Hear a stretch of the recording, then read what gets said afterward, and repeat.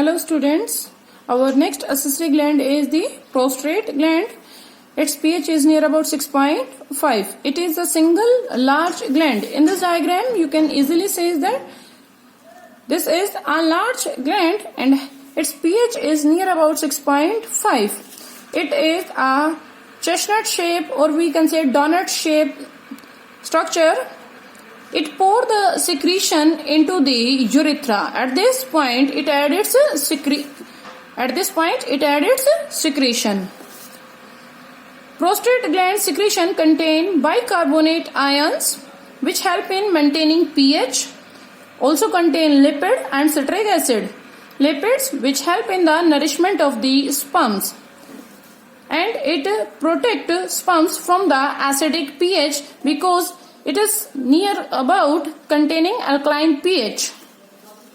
Next is the bulbourethral gland or the Cowper's gland, that is paired gland and small gland. It is present at the base of the penis. In this diagram you can see these are the bulbourethral glands or the Cowper's gland which are present at the base of the penis. It secretes mucus which help in the lubrication. It lubricates the end of the penis and the lining of the urethra. It is present at the base of the penis. We already discussed. The next term, that is the seminal plasma. Seminal plasma is the fluid of all the three glands, that is the seminal vesicle, prostate and bulbourethral. Or we basically say that seminal vesicle and prostate, because bulbourethral glands secrete a mucus and which is very little in amount. So in some books, seminal plasma is the fluid of the accessory glands, or we can say fluid of the seminal vesicle and the prostate gland. It is rich in the fructose, calcium and certain enzyme. Because it is rich in fructose because it provides nourishment to the developing spermatozoa. Okay. Next is the semen.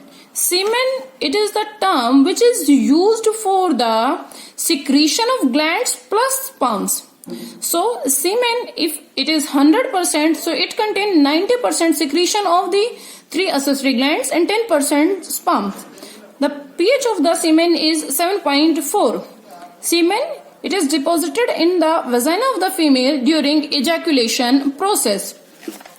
Now, one more topic that we discussed, that is the internal tissues which are found in the penis, or we can say the transverse section of the penis. So this is the transverse section of the penis. If penis is cut, so that time three main important tissues are visible. This is the posterior side of the penis and this one is the anterior side of the penis. So inside the penis, two highly vascular erectile tissues are present, and these erectile tissues are known as corpora cavernosa. And one more large erectile tissues is present, that is the corpus spongiosum, that is rich in blood supply. All these three tissues, they are rich in blood supply, and this blood supply shown by the red blood vessels. So these are the blood vessels. So we all know the penis contain large blood supply, or we can say large blood connectivity. So all these three erectile tissues, they are surrounded by the connective tissues. One very important question, so many times asked, which is that tissue from urinogenital duct pass? So urinogenital duct that passes from the, that is corpus spongiosum. It is very important question. Urinogenital duct not passing from the corpora cavernosa. Okay. So question is, which is that tissue from urinogenital duct passes? That is corpus spongiosum.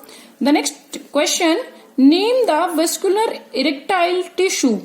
So vascular means which having the large blood supply, erectile tissue which help in the erection of the penis. So that is known as the corpora